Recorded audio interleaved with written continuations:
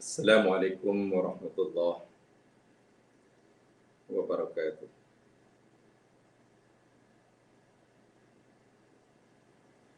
Alhamdulillahirabbil alamin. Wa bihi nasta'inu ala umurid dunya waddin.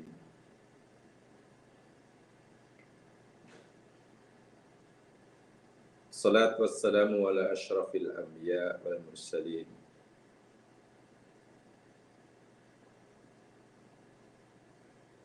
Nabiyina wa rasulina Muhammad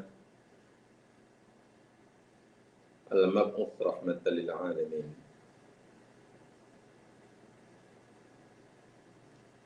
Wa ala alihi wa ashabihi wa atba'ihi ila yaumiddin.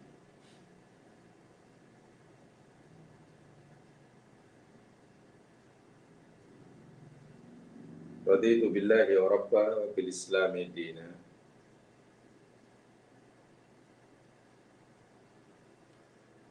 Wa bi Muhammadin nabiyya wa rasulah.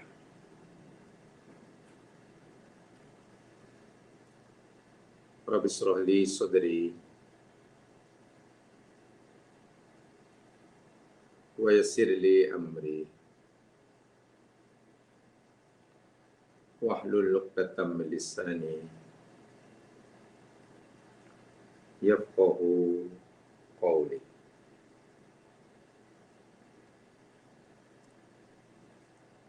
Qala Allah Ta'ala fil Qur'anil Azim ba'da a'udzu billahi minasy syaithanir rajim.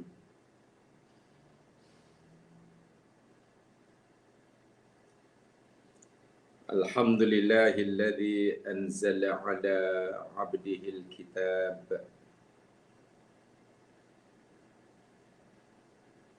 wa lam yaj'al lahu 'iwaja. Qayyiman liyundhira ba'san shadidan min ladunhu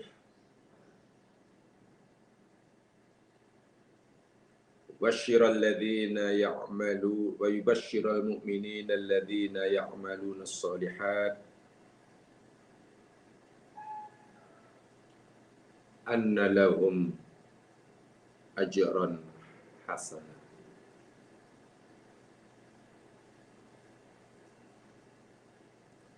Segala puji bagi Allah,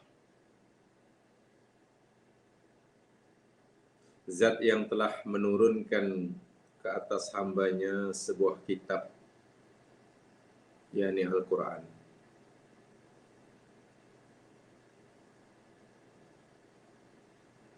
Dan dia tidak menjadikan baginya, yakni bagi kitab yang ia turunkan, sesuatu yang bengkok, yang tak lurus, yang menyimpang, yang salah, yang sesat. Tidak ada.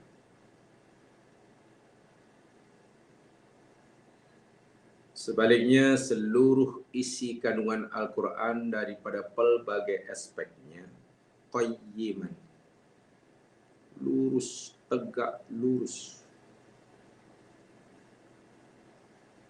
betul, tidak ada sedikit pun kebatilan,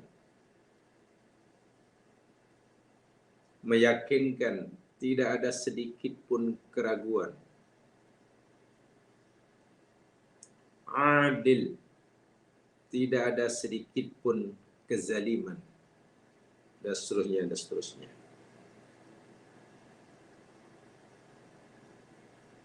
Al-Quran yang sedemikian itu diturunkan oleh Allah. Tujuannya ialah liyundhira ba'san syadida, agar yang menerima Al-Quran, dalam hal ini Nabi Muhammad SAW, memberi peringatan, amaran yang keras terhadap umatnya. akan adanya siksa yang sangat-sangat keras dan berat dari sisi Allah.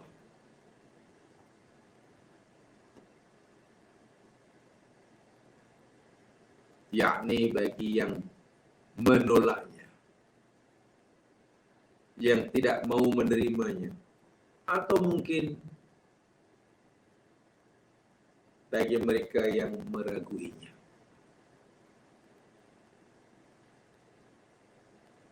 Dan supaya Nabi Muhammad memberikan kabar gembira,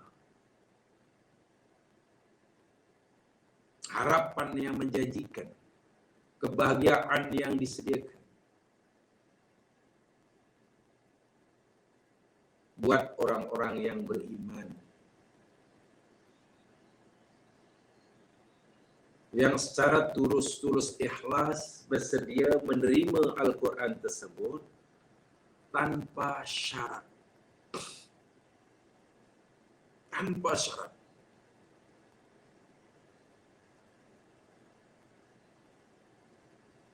Lalu ia zahirkan melalui amalan-amalan soleh.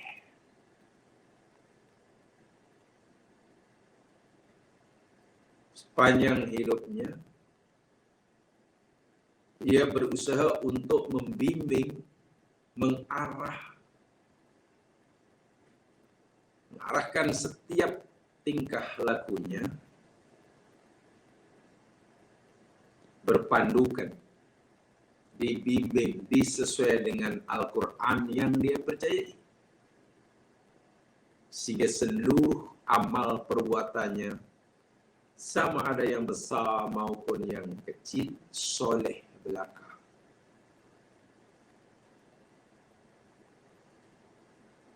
Apa harapan yang Allah janjikan buat mereka, orang yang seperti ini? Anna lahum ajran hasanah. Bahwasanya hak bagi mereka balasan yang baik.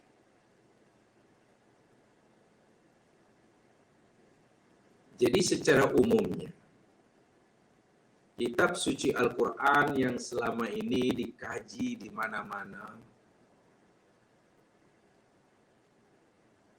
diteliti, ditadaburi di mana-mana, bahkan bukan hanya oleh orang yang beriman, oleh mereka yang belum beriman pun. Isinya secara umum ada dua. Satu berupa indar, yang lagi satunya berupa tabsyir. Karena manusia itu hanya ada dua jenis ini. Kalau tidak menolak Al-Quran, ia menerima Al-Quran. Kalau dia tidak patuh, ya, dia masuk orang taat. Kepada yang menolak, yang menentang, yang tak mau menerima, indar buat mereka. Peringatan yang keras dan amaran yang sangat keras.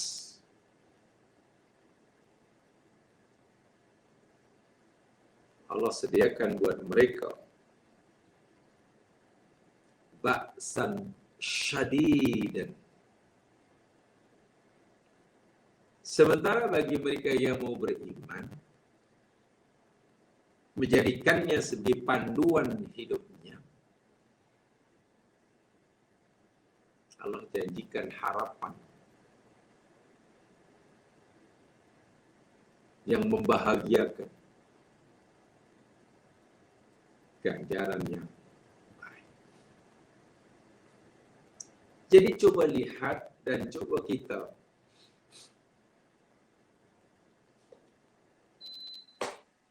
fahami Al-Quran yang kita baca ini isinya dua itu.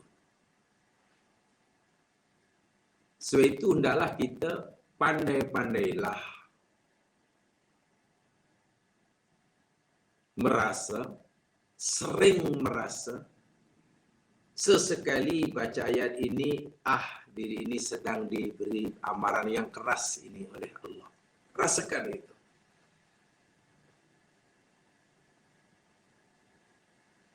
Teruskan bacaannya, jumpa ayat pula, Masya Allah. Ayat ini benar-benar memberikan harapan. Allah sedang memberikan kabar gembira kepada diri ini. Rasakan itu.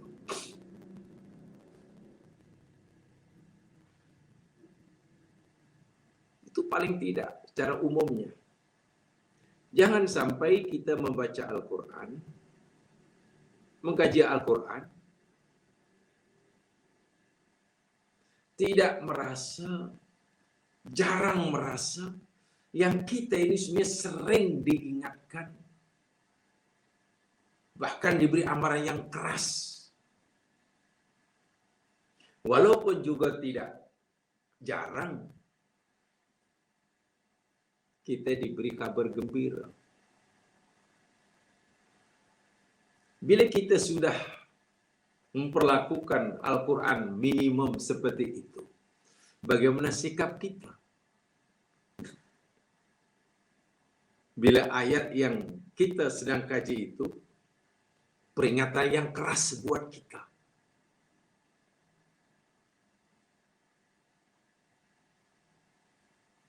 timbulkah kesadaran untuk memperbaiki diri karena kita sedang diperingatkan? Tergerakkah hati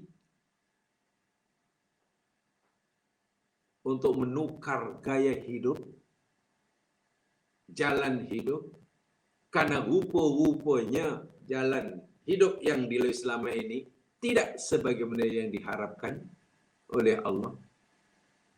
Ada tak rasa takut dan peringatan yang keras tersebut? Dan sebaliknya, bila kita membaca ayat-ayat yang berisikan tabsyir, kabar gembira, berbunga-bungakah hati kita? Tergerakkah hati kita untuk mendapatkan, meraih kabar gembira yang Allah janjikan itu? Ataupun wa'iyadzubillah tsumma na'udzubillah, perasaan yang ada dalam hati kita sama sahaja baca peringatan yang keraskah, diberi amaran yang sangat keraskah, ataupun diberitahu kabar gembira yang sangat-sangat membahagiakan, hati kita biasa-biasa sahaja. Wa'iyadzubillah. Jika kita tidak merasa apa-apa ketika diperingatkan dan tidak berbunga-bunga bersemangat untuk mendapatkan, meraih kabar gembira yang ia beritakan pada kita, Astaghfirullahaladzim, yang pasti ini bukan kerana peringatan Quran belum cukup keras,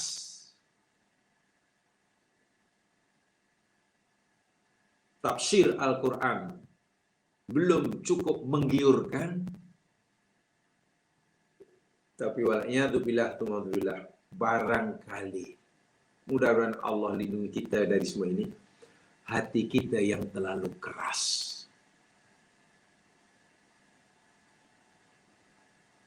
Jika hati langsung tidak responsif terhadap inzar dan terhadap tafsir, jangan-jangan hati kita yang terlalu keras.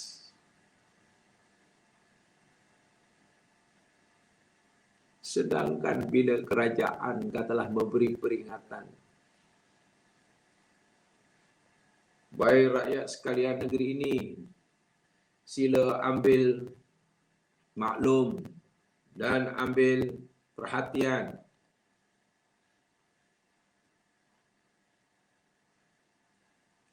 Minggu depan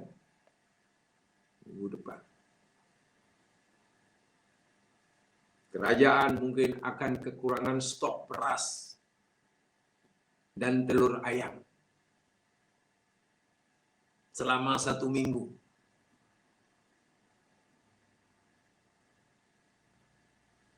Kerajaan Umar itu pun semua orang pasti ambil maklum. Berusaha macam mana nak menghadapi kekurangan stok beras dan telur minggu depan. Selama seminggu pula. Tak boleh tidur. Itu baru diberi peringatan. Bahan makanan beras tak cukup. Telur tak cukup.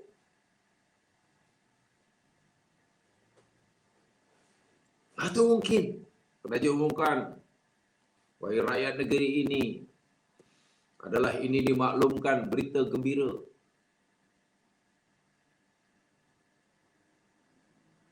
Mulai minggu depan, semua kutipan tol ditiadakan selama 1 minggu. Semua bahan makanan, keperluan dapur diberikan oleh kerajaan secara percuma 1 minggu. Minyak percuma selama 1 minggu. Oh, tak tahulah macam mana bersoraknya. 1 minggu. Itu kabar gembira. Saya yakin hati kita pasti sangat responsif bila ada amaran atau berita gembira seperti itu.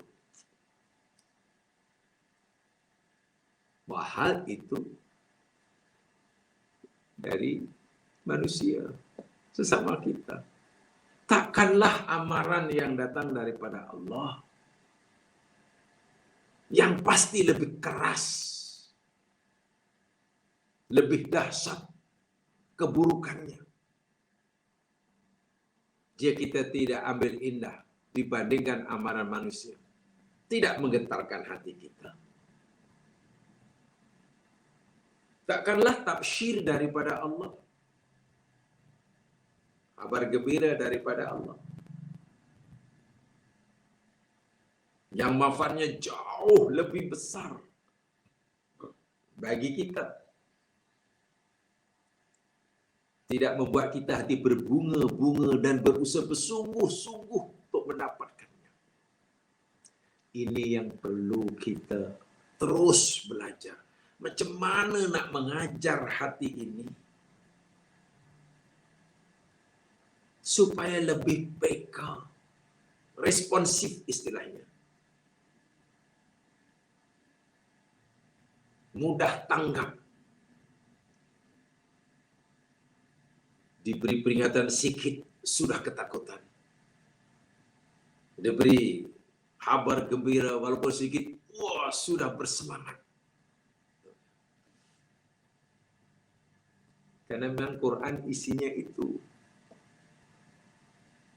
Kan itu berdasarkan awal surah Al-Kahfi yang dibaca tadi. Nah ini termasuk tugas kita masing-masing untuk meningkatkan rasa ini. Sebab insya Allah di mana-mana Quran sudah dikaji, orang yang mengkaji sudah mulai bertambah sana sini. Alhamdulillah. Alhamdulillah. Tapi adakah semaraknya ramai orang untuk mengkaji Al-Quran juga diikuti, disertai dengan meningkatnya kualiti hati kita, kesediaan hati kita, keterbukaan jiwa kita untuk menerima. Sehingga tadi katakan, sekecil apapun peringatan Al-Quran yang dikaji, membuat ia ketakutan dan berusaha untuk melarikan diri daripadanya. Sekecil apapun kabar gembira yang diberi Al-Quran, membuat hatinya berbunga-bunga. Lalu timbul semangat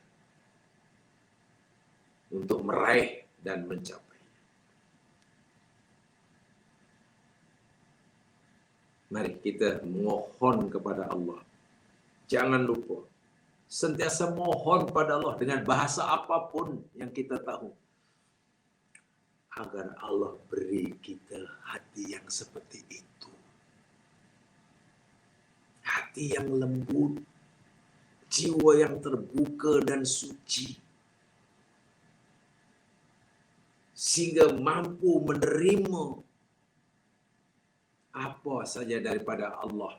Jika yang datang dari itu sesuatu yang menakutkan, jiwa bertambah takut. Jika yang datang dari Allah itu sesuatu yang menggembirakan, berbunga-bunga dan berusaha untuk mendapatkan. Jangan lupa, rajin-rajinlah kita memohon perkara ini pada Allah.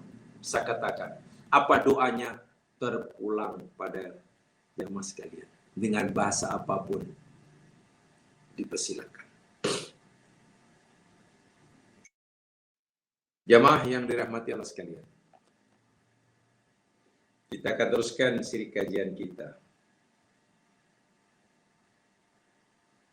Tadabbur surah Hud. Dan minggu lepas telah kita mulakan kisah kaum 'Ad yang Allah utuskan kepadanya seorang rasulnya bernama Hud.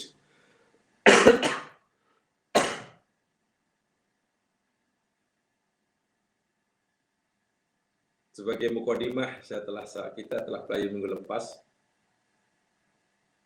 dan dakwah Nabi Hud kepada kaum 'Ad sama dengan dakwah para nabi yang lain kepada kaum mereka masing-masing.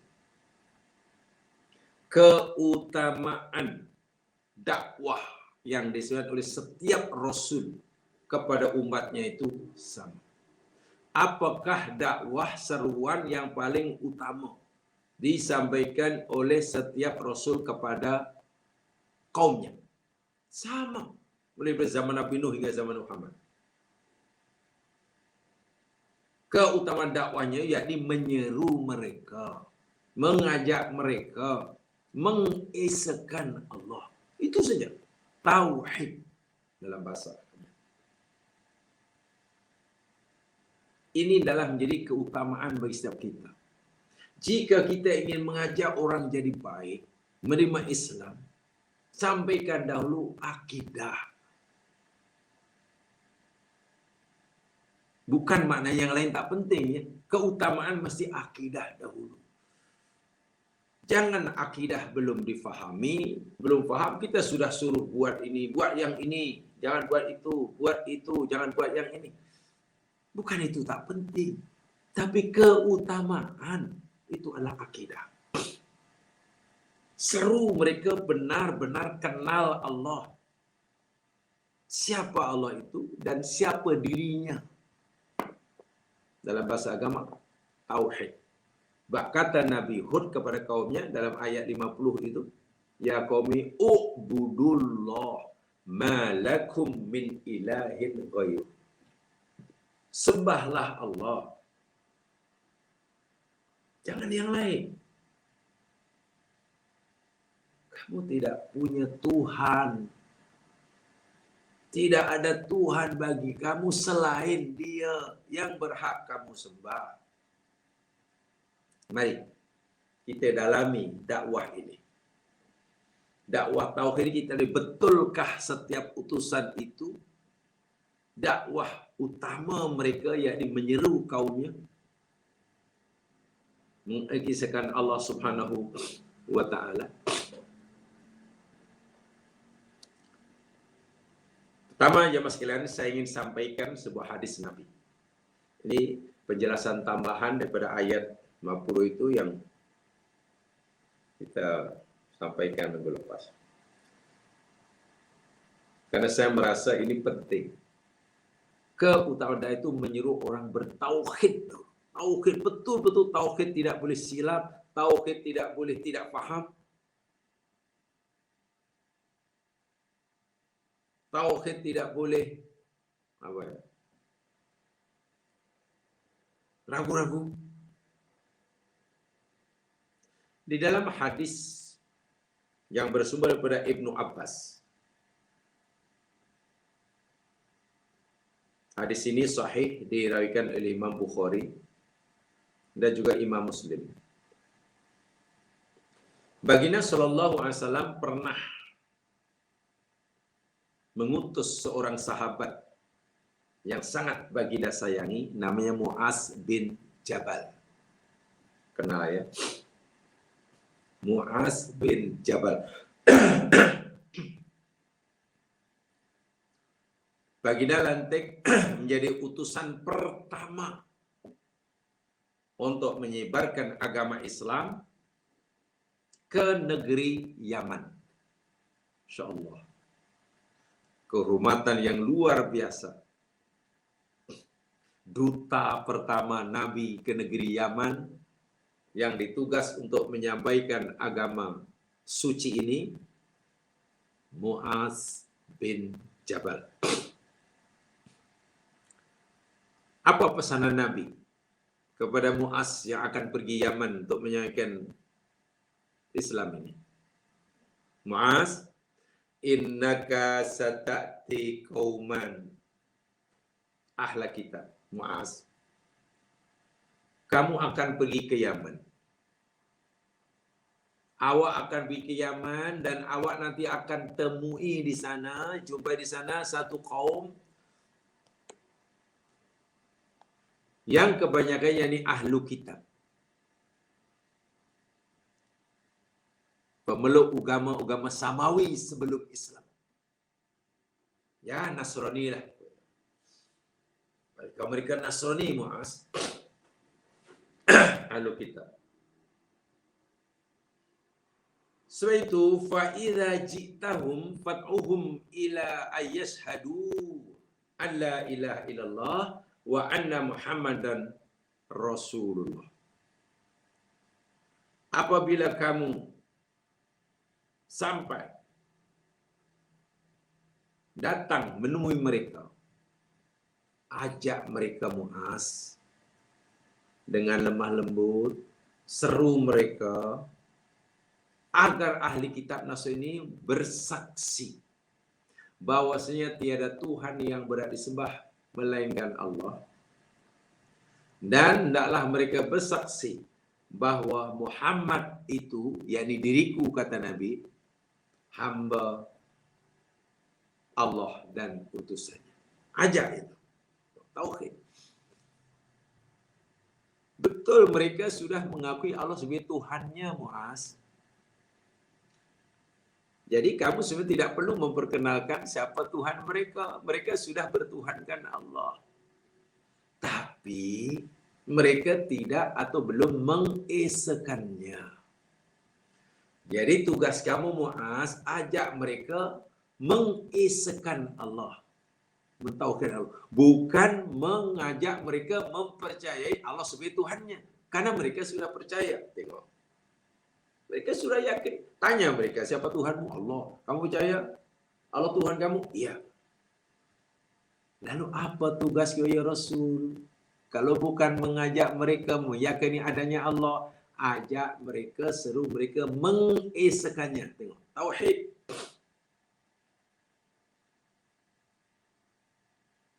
Dan bila mereka ingin tahu lebih banyak tentang keesaan Allah, ya ada rujukannya.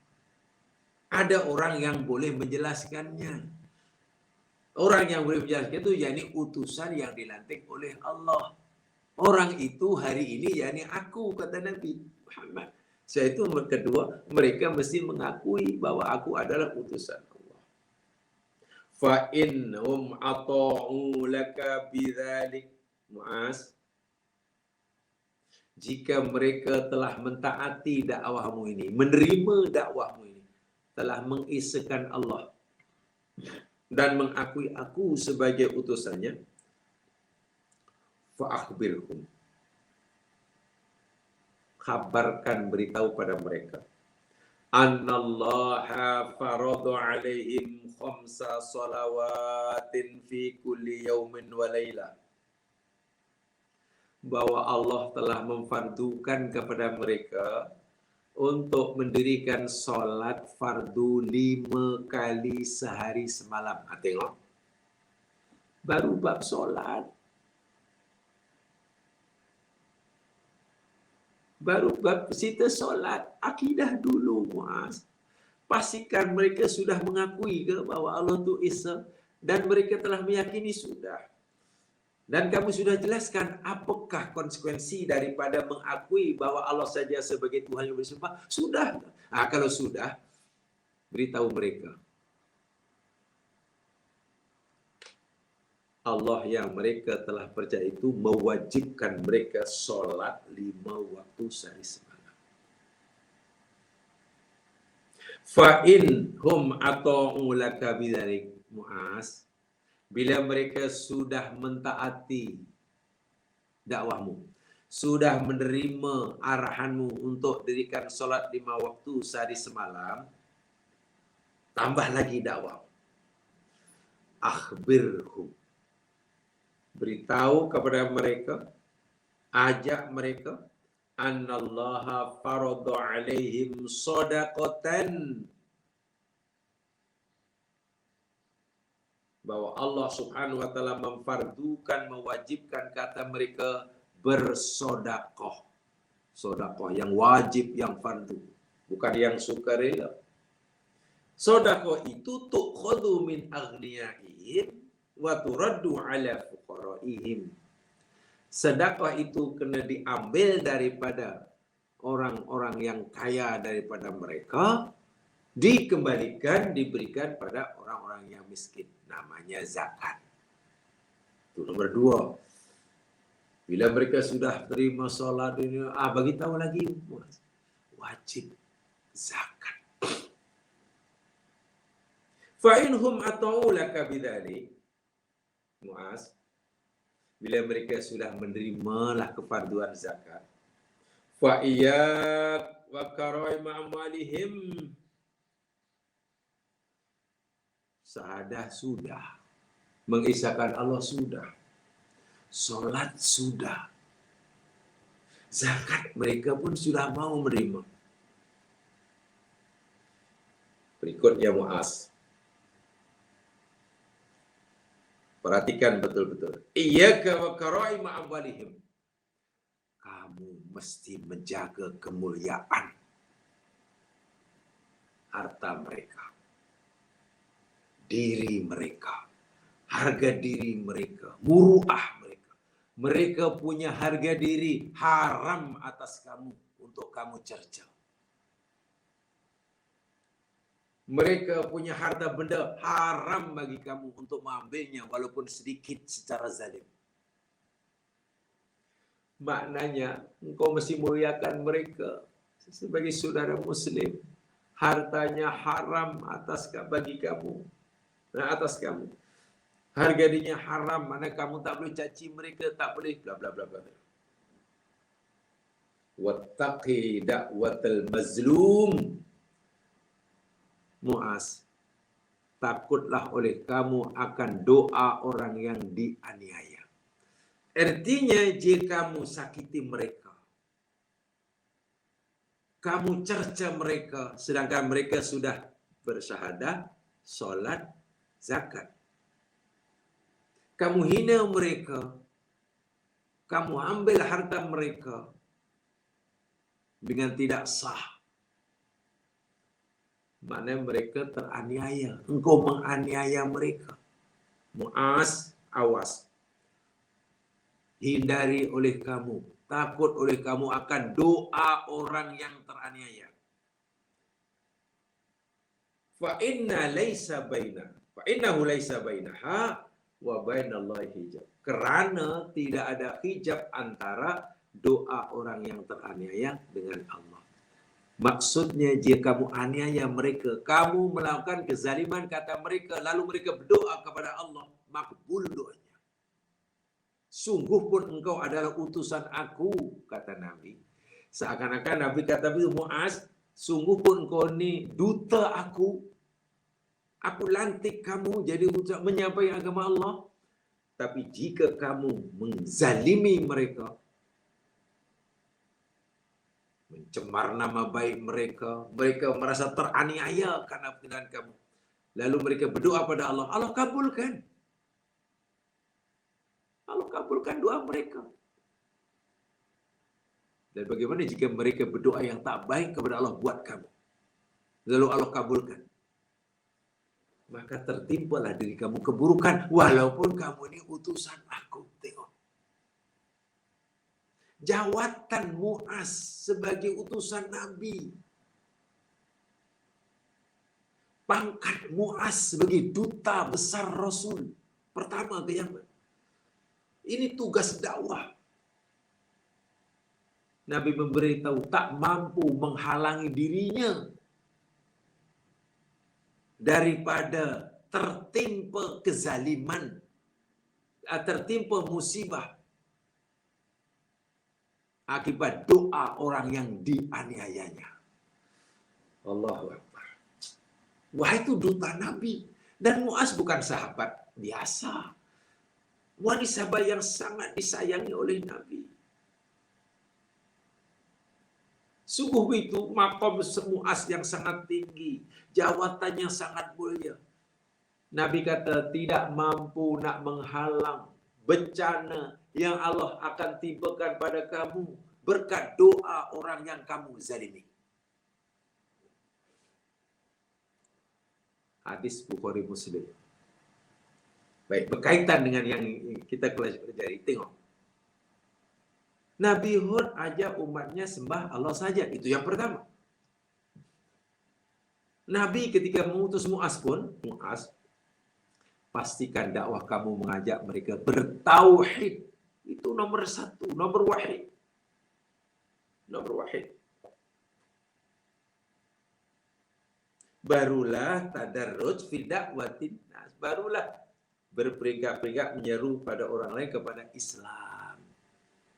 Membetulkan mereka untuk ya solatnya, cara berpakaiannya.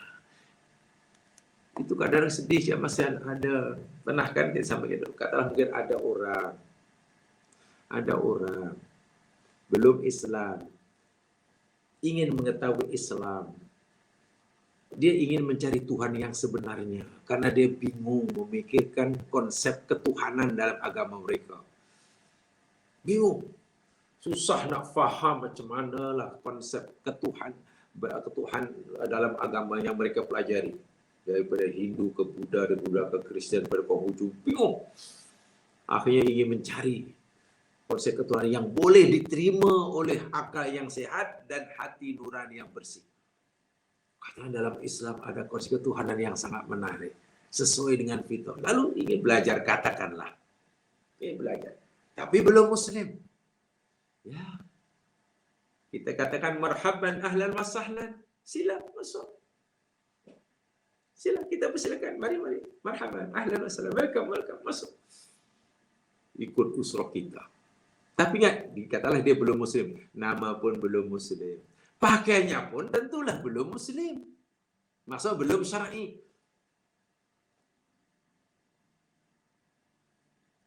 Katalah dia seorang perempuan datang pakai skirt pendek umpamanya. Rambut kebak. Ya itu pakaian dia. Tapi ingat, dia datang tuh ingin belajar tentang ketuhanan. Jangan sampailah kita yang nak mendakwah mereka lalu kita begini ya, Cik. Tak macam ya, kalau Cik nak datang ke kelas kami, tolong Cik kena pakai yang ini ya, baju kurung paling tidak. Syaratnya itu, kalau tidak ya mungkin kami tak benarkan Cik join sama lah. Orang itu pun mungkin merasa diatur segala-galanya. Cemana? Aku nak tahu agama Islam apa. Dan aku belum bersedia nak boleh, saya tak selesa. Saya panas nak berkata kalau dia cakap-cakap. Saya panas nak pakai macam ni. Saya pakai saya macam ni hari-hari. Tak kisah. Dari dulu pakaian saya macam ini. Ya, skirt pendek. Kadang pakai seluar pendek. Coba kalau kita jadikan pakaian itu sebagai syarat untuk dia mendengar atau memberi penjelasan akidah kita. Bila kita tak menerima, dia tak mau menerima, lalu kita tak benarkan. Apa begitu agak-agak agama Islam? Anda terbayang jemaah sekalian, ketika Nabi mengajak dahulu umat Islam, umat orang kafir Quraisy mengucap kalimat la ilaha illallah. Apakah agak-agak lah. Orang Arab waktu semua sudah pakai menutup aurat. Apa orang kafir Makkah semua waktu itu sudah tidak makan minta maaf, tidak makan bangkai? Mereka masih makan bangkai. Makna dari syariahnya masih tahu. Dan memang Nabi belum beri keutamaan itu. Ajak dahulu, kenalkan dahulu kepada akidah tauhid. Nabi Hud mengajak kaumnya, umat apa? Adakah mereka sudah lurus perjalanan hidupnya? Belum. Tapi Nabi Hud disuruh Allah untuk meluruskan dahulu daripada dasarnya, usulnya, foundationnya. Apa dia? Akidah. Artinya jangan letakkan terlalu banyak syarat untuk orang yang ingin mengetahui akidah Islam dengan peraturan-peraturan yang bila mereka tak mau patuh, lalu kita tak beri kesempatan untuk mendengar penjelasan. Itu bukan begitu. Allah tak suruh begitu. Ya, bahasa mudah lah. Ketika Nabi dia nanti jadi Nabi, lalu Nabi berdakwah secara kembali, qul la ilaha illallah tuflihu, qul la ilaha illallah tuflihu. Katakan la ilaha illallah, kamu akan berjaya. Adakah waktu itu orang kafir Makkah pakainya sudah macam orang Muslim semuanya? Makanannya sudah halal semuanya menurut Islam? Adakah bla bla? Tidak. Dan memang begitulah cara.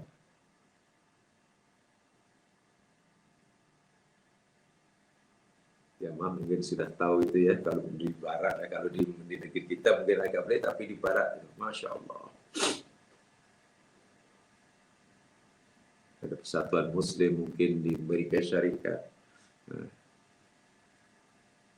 Yang mau boleh melihat sendiri, saya tunjukkan ya. Ada seorang imam, ketua masalah Muslim di New York. Namanya Imam Syamsi Ali. Beliau adalah anak Bugis asli Sulawesi. Zaman kanak-kanaknya nakal luar biasa, lalu oleh orang tua diantar ke pondok. Akhirnya kurang nakal. Ringkas cerita, akhirnya dapat beasiswa pergi Pakistan. Kemudian pergi ke Arab Saudi, bekerja di sana. Ya, karena Allah telah buat jalan yang lain, akhirnya diajak oleh seorang duta besar Indonesia di New York waktu itu pergi haji. Tertarik dengan khutbah yang disampaikan oleh orang ini, Syamsi Ali, lalu diajak ke New York ke Michigan untuk berdakwah di sana. Sekarang jadi imam besar di sana. Maksudnya imam ketua satu dan berdakwah kepada orang Islam dan juga Muslim. Ramai jamaahnya bila hari raya atau bila ada kuliah-kuliah. Orang-orang bukan Islam, bahkan ramai orang Yahudi dipersilakan datang. Ya, pakainya macam-macam lah. Pakainya macam-macam. Jadi ada orang tanya, kenapa sudah Syamsi Ali melakukan itu? Ya, saya ingin mengatakan mereka punya akidah dahulu yang betul. Karena Nabi Quran suruh kita kena akidah dahulu. Saya tidak boleh paksa mereka memakai pakaian seperti mana orang Islam. Mereka belum Muslim, ya biolah. Yang penting mereka mau datang dan mau mendengar konsep ketuhanan tauhid itu macam mana. Nih, mustahil sekali. Dan ini dinyata oleh Allah jamaah sekalian di dalam Al-Quran banyak kali untuk meringkaskan bahwa dakwah utama dan pertama yang disampaikan oleh para utusan Allah kepada kaumnya itu, yakni menyeru mereka untuk mengesahkan Allah sebelum dakwah-dakwah yang lain. Sebelum seruan-seruan yang lain, pertama sekali mesti mengajak manusia mengesahkan Allah, tauhid. Baik, untuk meringkaskannya, coba jangan melihat dalam surah Al-A'raf saja sekarang. Satu rujukannya semua dalam surah Al-A'raf. Ya. Coba buka surah Al-A'raf.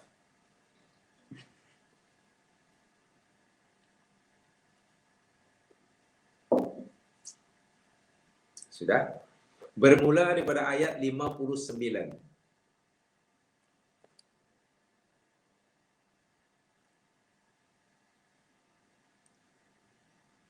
Al-A'raf bermula daripada 59.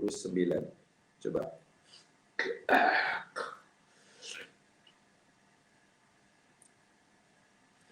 Ayat 59 itu berbunyi A'udzu billahi minasyaitonir rajim. Laqad arsalna Nuhan ila qaumihi faqala ya qaumi ibudullaha ma lakum min ilahin ghairuh. Ila akhir ayat. Demi sesungguhnya kami telah utuskan Nuh kepada kaumnya. Lalu Nuh berkata, wahai kaumku, sembahlah oleh kamu akan Allah. Tiadalah bagi kamu Tuhan seorang pun yang berhak kamu sembah. Selainkan dia. Selain dia tak ada. Tauhid kan? Nabi Nuh mengajak kaum yang pertama sekali apa? Tauhid. Lalu kita lihat ayat yang ke-65 selepasnya. Tapi tadi ayat 59. Sekarang ayat 65, surah yang sama ya, surah Al-A'raf.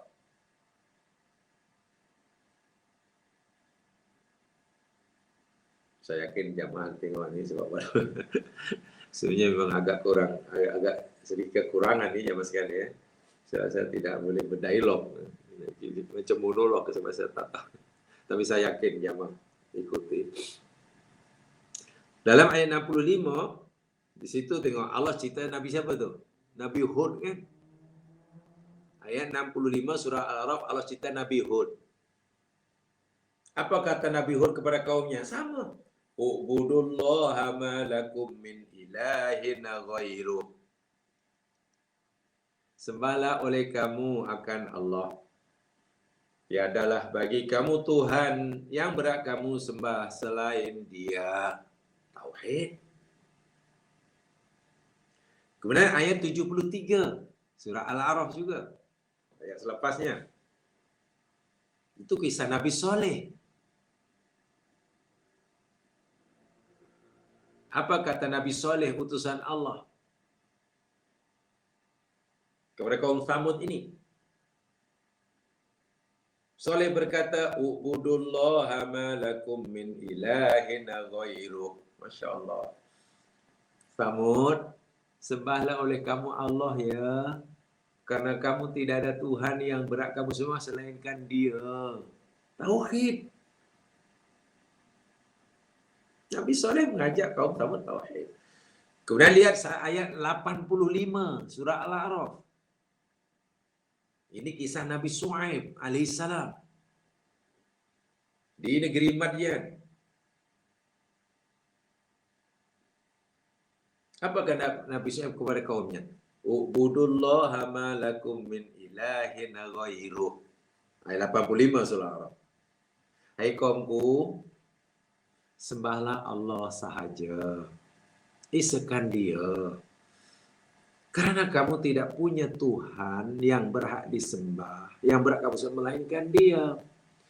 Dia seorang sajalah, yakni Allah Subhanahu wa ta'ala sahajalah satu-satunya Tuhan yang kamu wajib mengabdikan dirimu kepadanya.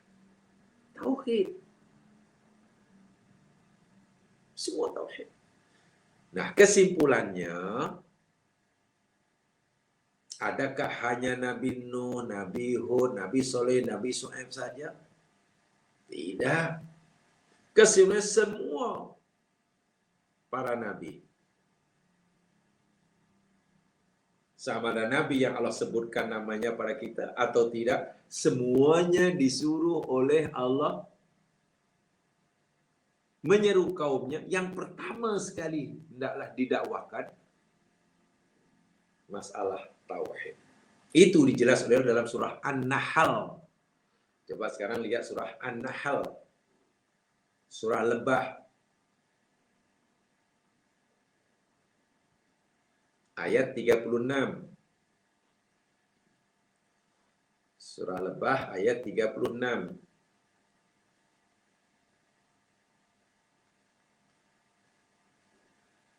Walaqad ba'atsna fi kulli ummatin rasula. Dan demi sesungguhnya kami telah utuskan, kami telah bangkitkan bersama tiap-tiap umat itu seorang rasul. Masya Allah. Setiap umat, setiap kaum itu ada seorang rasul. Allah yang kata. Hanya ada rasul yang Allah ceritakan pada kita siapa namanya, di mana tempat tinggalnya. Ada juga rasul yang Allah utuskan pada sepuluh umatnya itu Allah tak sebut, tak beritahu kita siapa namanya, di mana, bila. Tak jadi masalah. Yang penting kita yakin pasti ada rasul yang Allah utuskan.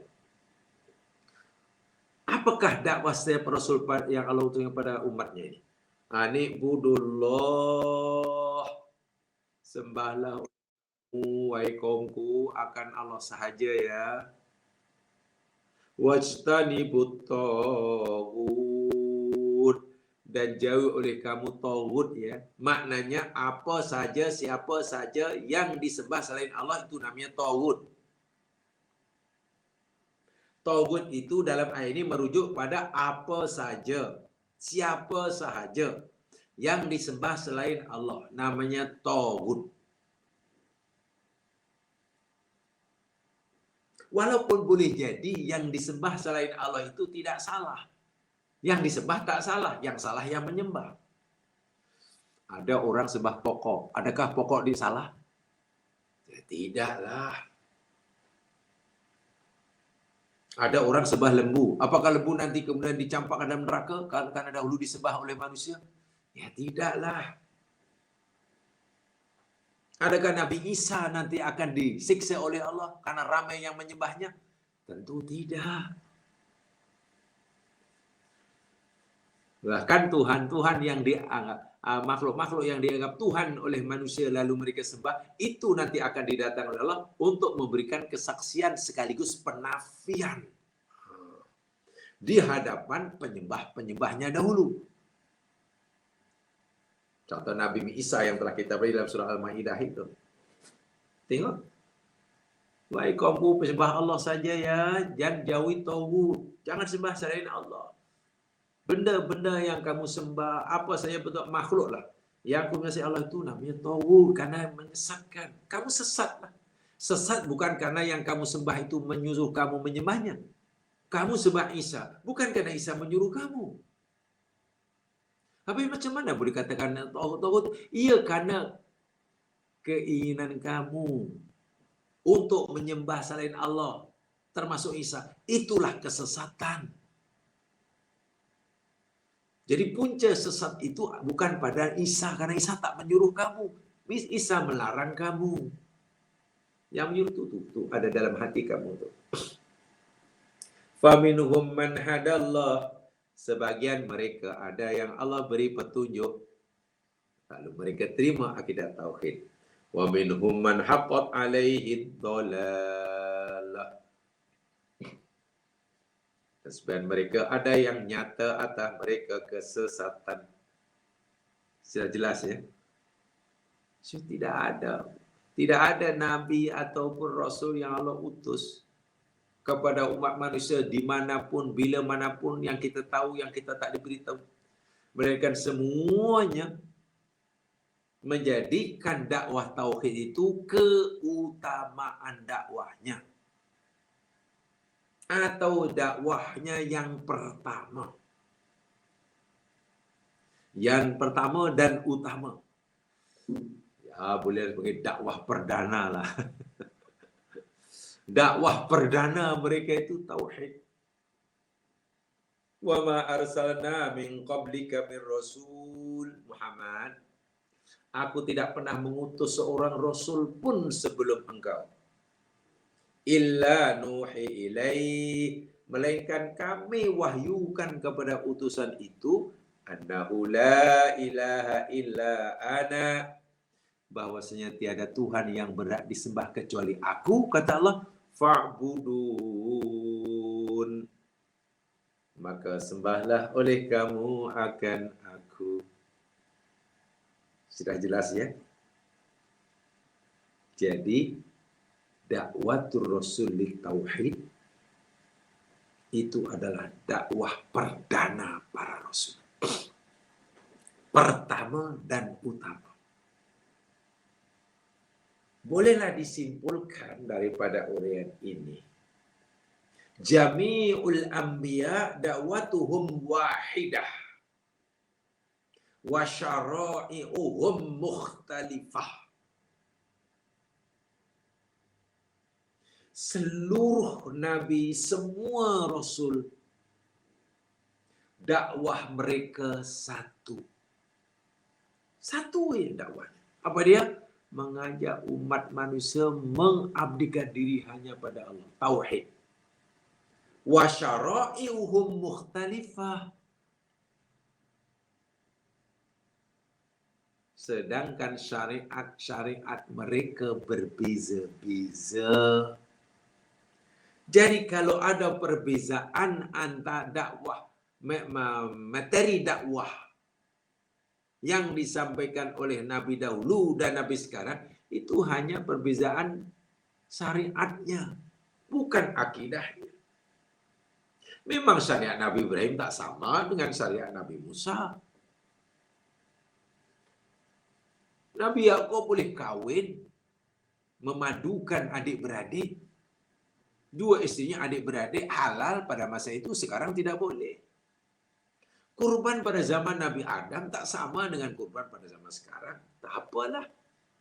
Tapi semua itu bermuara kepada mengisahkan Allah, kerana syariat pada waktu itu atas kehendak Allah seperti itu. Syariat yang Allah kehendaki untuk kita seperti ini. Tapi tetap yang mensyariatkan agama sama. Tujuan menjalankan syariat sama. Mengisahkan Allah. Syariatnya aja berbeza-beza. Jadi sebenarnya kita semua manusia di dunia ini, umat sekarang, umat dahulu itu ada kalimatun sawab. Kalimatun sawab. Titik temu. Dan persamaan sangat kuat daripada segi foundation dia. Akidah tauhid. Kalaupun ada perbedaan syariatnya. Nah, bagaimana tentang sekarang? Karena Muhammad Nabi yang terakhir, adakah syariat yang dahulu itu masih berlaku atau tidak? Itulah ya jadi perbincangan ulama.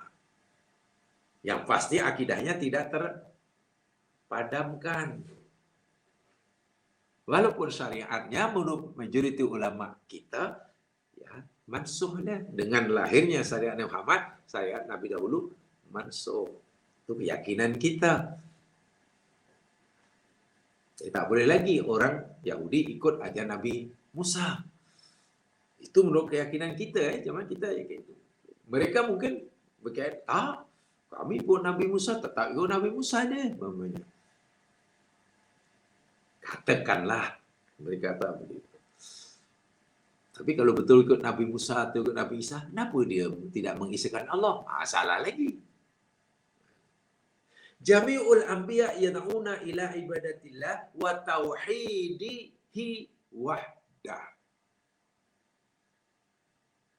Dakwah Nabi yang satu itu, yakni karena semua Nabi menyuruh, mengajak manusia mengabdikan diri hanya kepada Allah semata-mata. Itu kesimpulannya. Yang ketiga, kafatul anbiya yanhauna 'anil syirki billah wa yukhbiruna minhu. Semua nabi dan rasul tanpa kecuali melarang syirik kepada Allah. Tidak ada yang membenarkan syirik. Tidak ada. Tidak ada satu nabi pun, rasul pun yang mengharuskan syirik. Ada. Bahkan memberi amanah yang keras terhadap perbuatan syirik. Kalaupun ada syariat mereka yang mungkin menurut kacamata mereka macam syirik, ya jangan diartikan itu syirik. Itu pasti ada penjelasannya yang tidak mudah. Jadi tolong dipelajari. Contoh, pada zaman Nabi Sulaiman, Ada bala tenteranya, contohnya jin suruh buat patung.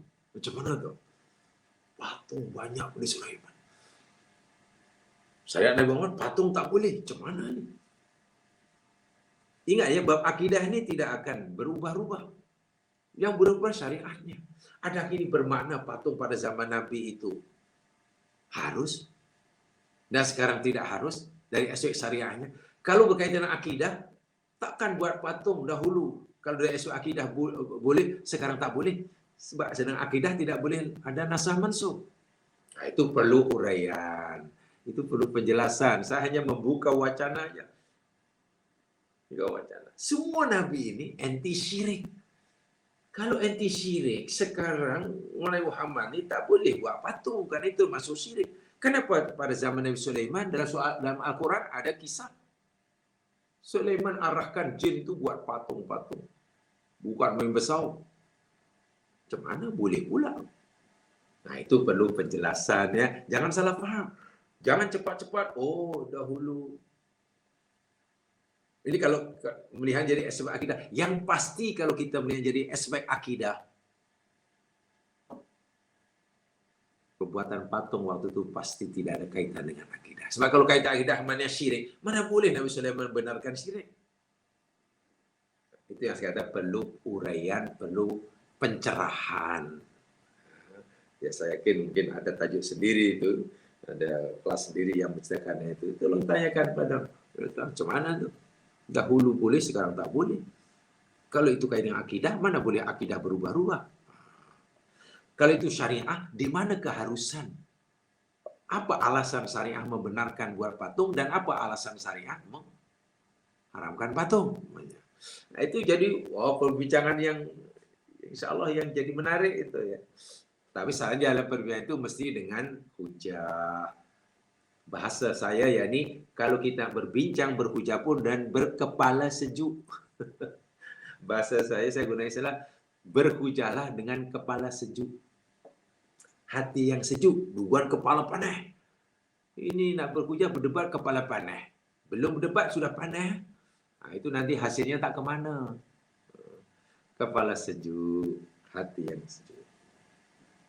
Kafatul anbiya bayyanu annal alihah allati tu'badu min dunillah la tanfa'u wa la tadur wa la tamlik mautan wa la hayatan wa la nusyura.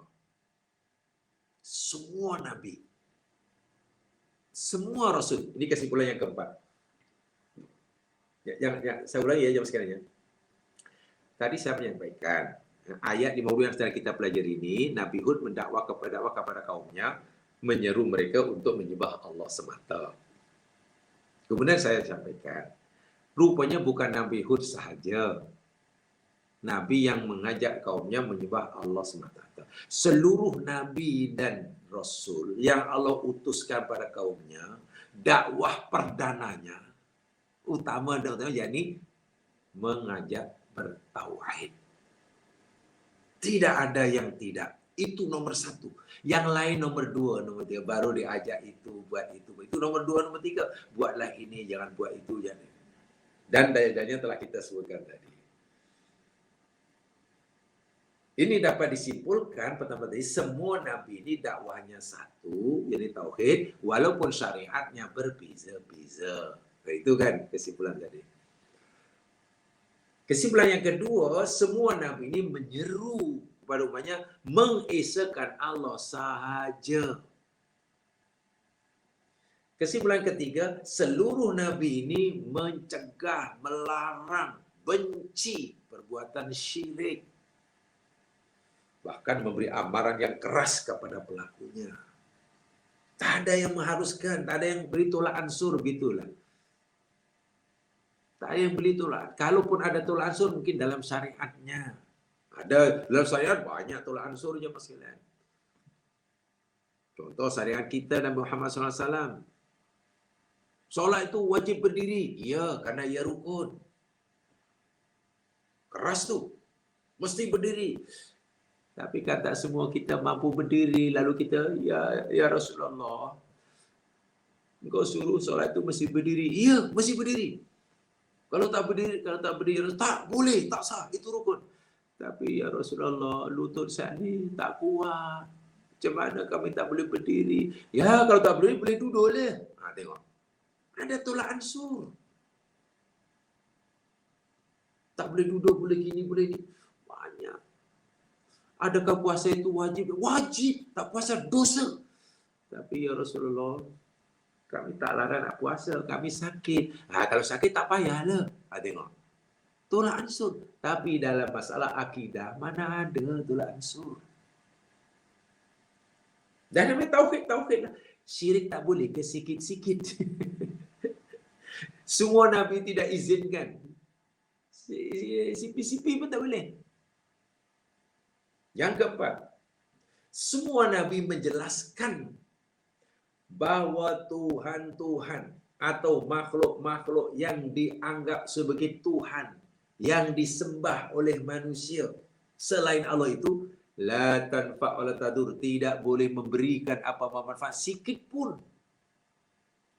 Dan tidak boleh menimpakan atau mengangkat madarat sikit pun. Tidak ada kekuasaan menghidupkan, mematikan atau membangkitkan semula. Maknanya lemah. Mereka tidak mampu menciptakan karena mereka diciptakan. Mereka tidak mampu menggerakkan yang lain karena mereka sendiri digerakkan. Mereka tidak mampu menghidupkan yang mati karena mereka sendiri pun hidup dihidupkan, mati dimatikan. Artinya sifat-sifat rububiyah yang melayakkan ia punya hak uluhiyah tidak mereka miliki. Itulah maksudnya. Zat yang punya hak sifat hak uluhiyah itu kan yakni zat yang punya sifat rububiyah. Bila sifat rububiyah pun dia tidak memilikinya, mana mungkin dia punya hak rububiyah, punya hak uluhiyah. Itu kesimpulan yang keempat. Dan yang berikutnya, semua Nabi dan Rasul diperintah oleh Allah untuk menegakkan agama ini hingga tertegak. Tugas Nabi ini menegakkan agama. Nabi tidak mengajar mereka itu, mengajar mereka mau buat kerja apa silakan, mau bertani sila, mau jadi nelayan sila, mau punya rumah bentuk macam ini sila, bentuk macam itu sila, mau makan di lantai sila, mau makan atas meja sila. Tapi mana gaya hidup mereka yang lari daripada kehendak Allah, baru ditegur. Selagi tidak ada teguran, buatlah. Wahai para Nabi, bolehkah kami makan ini? Boleh, kata Nabi. Karena tak ada larangan. Wahai para Nabi, boleh tak kami buat rumah macam ini bentuk dia? Boleh. Karena tidak ada larangan. Selagi tidak ada larangan, sila. Tengok. Baru bila ada larangan, jangan buat. Itu Nabi semua disuruh oleh Allah, diperintah oleh Allah untuk melakukan dakwah yang seperti ini, ya mas sekalian. Ini dia. Ya. Ini dia yang perlu kita pelajari tentang hakikat dakwah para nabi dan para rasul tersebut. Baik. Sekarang jemaah sekalian, ini masih sambungannya ini. Sambungan daripada yang kita pelajari, tapi lihat terus saja kepada surah Hud yang sedang kita pelajari. Ingat ya, kita sedang bertadabur jemaah sekalian ya. Tadabur ya. Jadi bukan mentafsirkan ayat ya saja. Kita coba tadabur. Jadi bila tadabur ini mana kita banyak ayat yang kita perlu sebutkan satu atau macam mana ya? Dahulu masa kami belajar tadabur ini jemaah sekalian, kadang-kadang saya terfikir ini tafsir ke? Ini tafsir maudhu'i ke? Ini tafsir ijmali, kadang bingung masa itu. Karena pernah satu ayat itu masa belajar tafsir tadabbur dahulu. Satu ayat itu pensarah itu menyampaikan sampai 3-4 siri. Dan dalam 3-4 siri itu semuanya lebih lebih bertemakan maudhu'i. Tajuk, berikan tajuk, maudhu'. Walaupun tajuk itu memang berkaitan langsung dengan ayat yang sedang kita pelajari. Baru akhirnya saya paham, oh macam ini rupanya tadabbur. Jadi satu ayat itu rupanya melibatkan banyak ayat, apalagi bila ayat itu memberikan satu maklumat isyarat adanya pembahasan bagi tajuk-tajuk tertentu, sehingga bertukar menjadi tafsir maudhu'i namanya. Jadi tafsir berdasarkan tajuk. Bila tafsir berdasarkan tajuk, tentulah banyak ayat yang perlu dikumpulkan. Untuk diambil kira semuanya, kemudian disimpulkan. Gitu kan. Jadi banyak ayat cerita tentang tajuk yang sama, difahami semuanya, lalu diambil kesimpulan. Itu namanya tafsir maudhu'i kan, dan itu Masya Allah sangat menarik itu ya, sangat menarik. Jadi bukan ayat demi ayat satu, bukan, sebab ayat itu kadang kaitannya dengan ayat yang lain, bukan kaitannya dengan ayat sebelum atau selepasnya dalam surah tersebut. Jadi memang memakan masa. Baik, sekarang kita kembali kepada surah Hud ayat 51 yang ada kaitan dengan apa yang saya sampaikan tadi. Ada kaitan dengan ayat 50 dan juga berkaitan dengan ayat yang banyak yang saya sampaikan tadi lah. Lihat surah Hud ayat 51.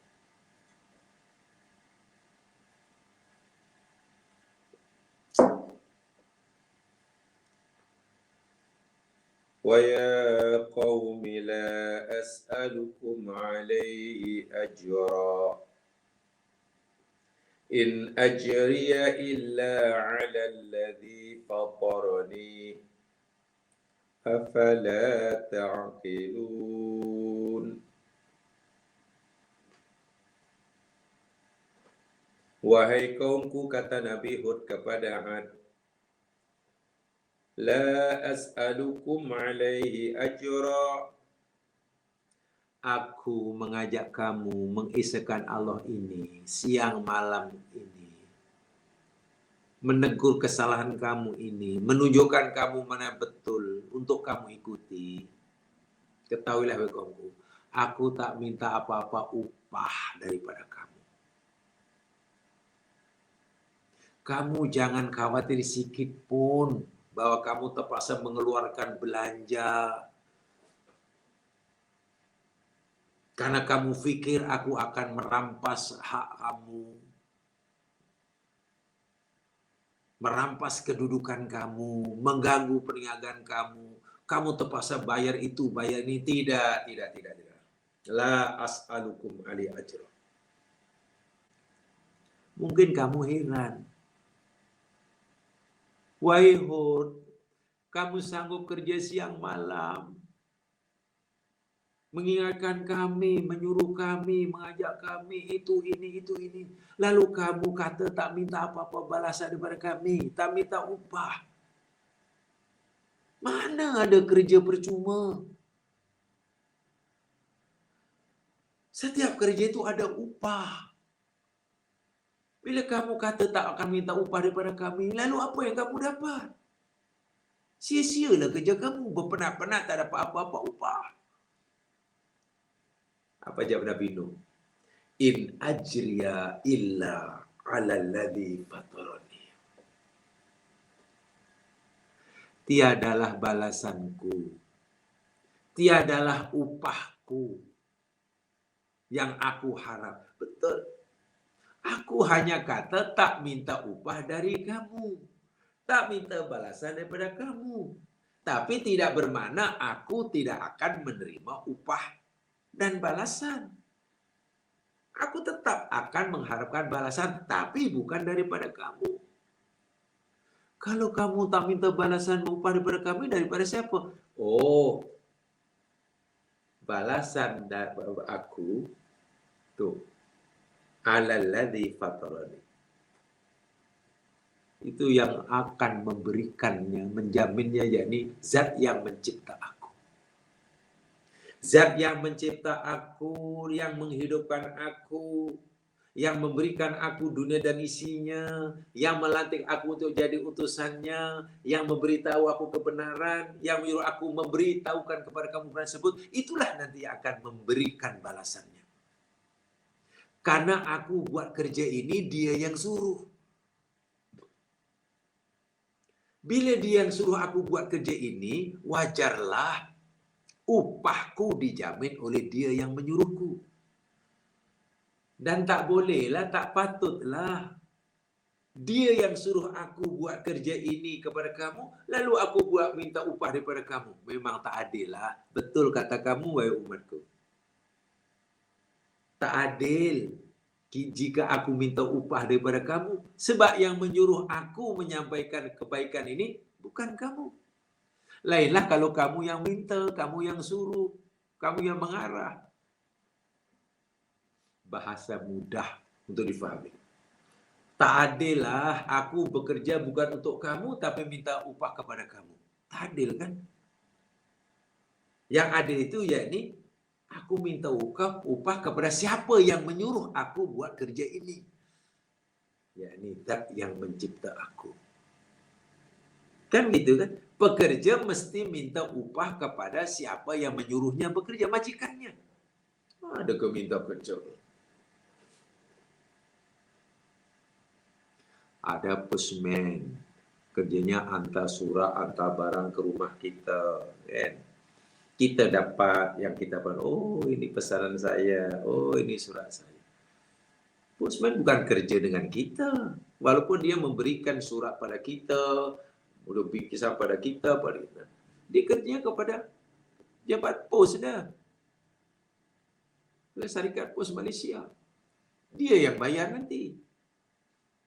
Tak boleh postman minta upah pada kita kerana dia telah merasa berjasa menghantar surat pada kita. Tak boleh kan?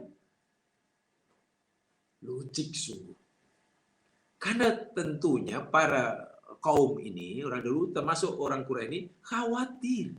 Jangan-jangan Hud ini nanti nak merebut kuasa daripada kita. Jangan-jangan nak mengganggu perniagaan kita. Macam tuduhan orang kafir Makkah pada Nabi Muhammad itulah. Jangannya Muhammad ini ingin jadi ketua ni. Nak merampas ni. Sebenarnya tuduhannya macam-macam. Sehingga orang Quraisy sanggup menyediakan bayaran tu lah. Muhammad, kalau kau nak bayaran, kami sanggup bayar sebab banyak. Kalau awak nak kedudukan, kami sanggup melantik awak jadi pemimpin kami. Kalau awak nak perlukan pendamping hidup, kami sanggup carikan perempuan yang paling cantik di Jazirah Arab. Apa jalan kamu nak, kami sediakan. Kami kabulkan. Syaratnya satu aja, tolong hentikan dakwah mula. Sudahlah, sudah. Aku tahulah kamu ingin menjadi orang besar jadi pemimpin kami. Sudahlah, aku lantik aja lah, tapi sudah hentikan dakwah kamu. Kan begitu. Orang Quraisy menuduh Nabi. Mereka tak faham dengan asal berdakwah mereka itu ada kepentingan pribadi. Allahu Akbar. Nabi dituduh punya kepentingan pribadi. Ya, Nabi jawab dengan tegas walaupun lembut. Ini ajalah Quraisy dengar baik-baiklah. Melalui bapa saudaranya Abu Talib. Allah wa syamsa fi yamini wal qamara fi yasari. Ala yatruka hadzal amra ma taraktu. Bapak saudaraku, jangankan mereka nak bagi aku hadiah, nak lantik aku jadi ketua, nak berikan aku pasangan hidup yang paling jelitawan. Jika mereka mampu meletakkan matahari di tangan kananku, bulan di tangan kiriku pun, untuk aku meninggalkan urusan ini, dakwah ini, mata roktu, aku tak akan tinggalkan. Karena aku bukan inginkan semua itu. Aku kerja ini karena dia yang menyuruh. Ini yang sering disalahfahami, selalu sampai oleh kaum terhadap para nabinya. Termasuk Nabi Hud. Sebab itu Nabi Hud jawab dengan jelas. In ajriya illa 'alal ladzi fatarani. Lalu Nabi Hud kata, afala taqilun? Tidak kamu berakal. Coba kamu renung betul-betul. Ibnu Katsir dalam tafsirnya, saya bacakan ya, apa kata Ibnu Katsir. Wa ahbarahum annahu la yuridu minhum ujrah ala hadha nushi wal balagh min Allah. Nabi Hud memberitahu pada kaum Ad bahwasanya Nabi Hud tidak mengharapkan sikit pun upah dan balasan atas nasihat, bimbingan, tunjuk ajar, dakwah yang dia sampaikan kepada mereka daripada Allah. Innama yabghi thawabahu minallah. Hanya saja Nabi Hud ini kalau mengharapkan upah dan balasan bukan daripada kaumnya, tapi daripada Allah yang menyuruhnya, yang telah menciptakannya. Jadi kamu jangan khawatir akan hilang itu, hilang ini, kurang itu, kurang ini. Aku tak minta apa-apa upah. Upahku sudah dijamin oleh yang menyuruh aku. Afala ta'qilun? Coba kamu fikir. Afala ta'qilun? Man yad'ukum ila masyikum fid dunya wal akhirah min ghairi ujrah. Sekarang, macam mana kamu boleh menolak orang yang dengan ikhlas menunjukkan kebaikan pada kamu, menasihati kamu tanpa bayaran sedikit pun. Sedangkan nasihatnya itu amat berguna bagi kamu untuk keselamatan kamu dunia akhirat. Coba apa alasan kamu menolak? Afala ta'qilun? Apa alasan kamu menolak orang yang memberi nasihat dengan ikhlas? Nasihat itu amat berguna bagi keselamatan kamu dunia akhirat. Sedangkan ia tidak meminta apa upah satu sen pun. Jamaah sekalian, ayat ini kalau kita pahami dalam konteks kita hari ini lagi lah betul-betul afala ta'qilun untuk membuat kita tersentak. Saya ulangi. Penutup ayat afala ta'qilun. Tidakkah kamu begini? Kalau kita fahami dalam konteks kita hari ini, pasti membuat kita semakin Allah Akbar. Kagum kita. Sebab ini, minta maaf sekali, minta maaf ya.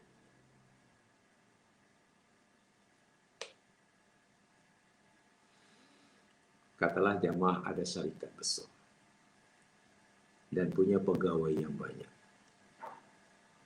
Untuk meningkatkan kinerja, prestasi kerja mereka. Untuk mencapai target matlamat yang ditentukan, keuntungan tahun ini segini. Ya, mereka mestilah ada semangat, penyuntik semangat bagi motivasi. Tak cukup kurang yakin dengan pakar motivasi tempatan, import pakar motivasi daripada luar negeri, timur ke barat, utara ke selatan. Dan bukan murah. Ya, bayaran yang kita perlu bayar kepada motivator tersohor dari negeri bukan murah. Cakap mungkin berapa? 1 jam, 2 jam. Puluhan ribu.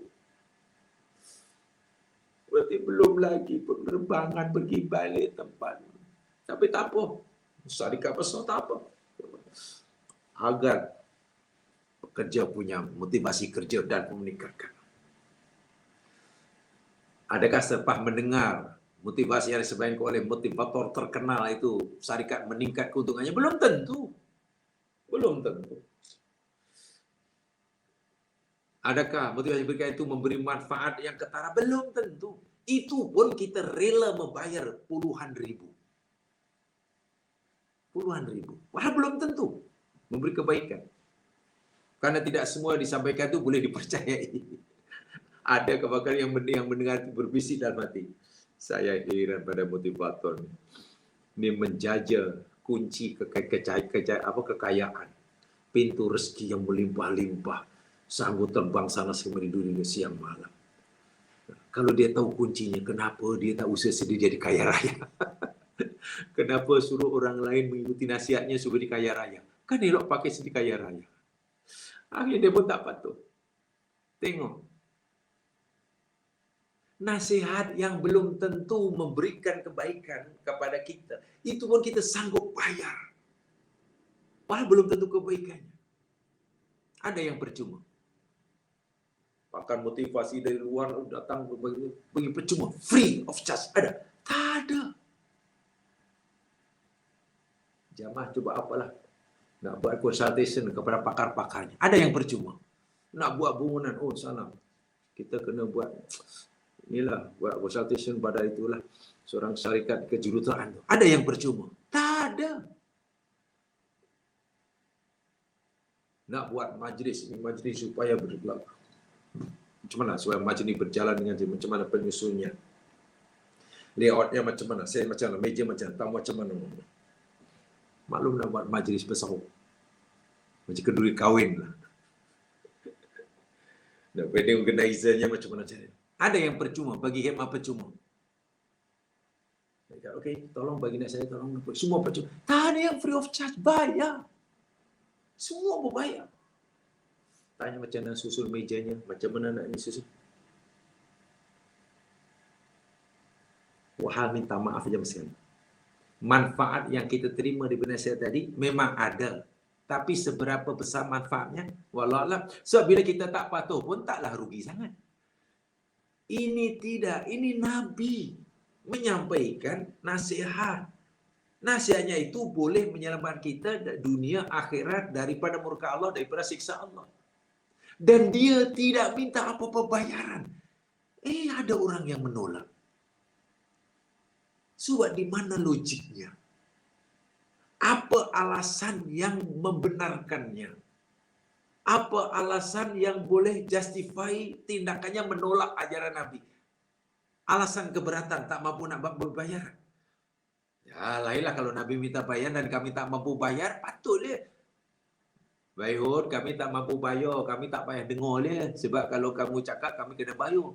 Ya, kita tak payahlah, kami tak. Patutlah, ini tidak. Itu Allah kata, afala ta'qilun. Coba kamu fikir. Coba sekarang cari di dunia sekarang ini. Apa agak yang free of charge? Tanya juga. Katalah jamaah. Mungkin suatu hari jamaah nak buat itu sila. Belajar tinggi-tinggi, jadi doktor pakar umpamanya. Pakar macam-macam. Lalu buatlah klinik apa. Tapi tidak merawat, tapi hanya buat consultation. Lalu iklankan pada seluruh dunia. Siapa yang punya penyakit, bolehlah tanya pada kami bagaimana cara merawatnya. Buatlah konsultasi oleh kami dan tak dikenakan apa bayaran. Silakan. Pasti berbondong-bondong. Kursus masak-memasak. Kawan itu ada degree masak-memasak. Lalu buatlah apa namanya? Bengkel masak-memasak apa namanya? Tak ada kenakan apa-apa bayaran. Daripada tak pandai masak jadi pandai masak. Daripada orang yang buat nak buka kedai tak laku, akhirnya kedai laku kerana pandai masak. Ada yang free. Kalau ada alhamdulillah. Tapi biasanya dikenakan bayaran kan. Dengan bayar itu pun murah, bayarannya murah. Tengok. Sebab itu saya bila baca ayat ini, afala ta'qilun, akhir kita Allahu Akbar. Ya memang agama tu begitu ya maskinan. Bila ia melibatkan kebahagiaan orang di dunia dan akhirat, memang Allah tak akan kenakan bayaran. Kalaulah untuk menerima agama ini kita terpaksa jadi susah, bertambah susah. Ya mana ada orang mau menerima agama Allah. Ma anzalna 'alal Qur'ana litasqa. Quran kata dalam surah Taha. Aku tidak turunkan Quran pada Muhammad supaya kamu celaka dan susah. Tidak. Ikut Quran, terima Quran tidak akan jadi susah, maka jadi senang. Susah mungkin karena dikenakan itu, kenakan itu, saya tak ada. Sehingga mafhumnya tak ada alasan untuk menolaknya, begitulah. Tak ada alasan untuk tidak mau menerimanya. Coba alasan apa? Alasan bayaran tinggi, tak ada bayaran. Alasan menyusahkan, tidak menyusahkan, menyenangkan. Alasan karena kalau ikut nanti hilang pekerjaan, mana ada? Masya Allah. Afala ta'qilun. Coba ingat lagi. Afala ta'qilun. Dan tolong gunakan afala ta'qilun dalam konteks hari ini. Jamaah nak tanya mana saja, nak konsul mana saja, nak buat rumah, jumpa arkitek dulu, nak buat event, jumpa pakar motivasi dulu, apa itu lagi. Ada agak-agak yang kita nak tanya tu, kemudian jawab, La as'alukum alaihi ajro. Tak apalah Tuhan datangnya tanya, aku tak minta upah atau minta. Masya Allah, begitulah agama. Sangat mudah. Allah sangat menyayangi. Nabi ini semuanya yakni upahnya datang dari Allah. Tak pernah ada Nabi menyusahkan umatnya. Mudah-mudahan kita mampu menyerap ini. Dan lagi sekali pahami ya, fasilah ayat itu. Afala ta'qilu itu tolong dicamkan betul-betul. Kenapa Allah tanya, afala ta'qilu? Tidakkah kamu gunakan akal kamu? Coba you pikir. Wah, Allah suruh kita untuk menjadi orang yang cerdas, yang logik berpikir, cerdas, pintar, waras berpikir. Mudah-mudahan edukatif. Wallahu a'lam. Kurang lebihnya mau dimaafkan. Subhanakallahumma bihamdika asyhadu an la ilaha illa anta astaghfiruka wa atubu ilaik. A'udzu billahi wal asrina lil insani fi khusr ladina amanu wa salihat. Tawassaw bil haqq wa tawassaw bis sabr. Assalamualaikum warahmatullahi wabarakatuh.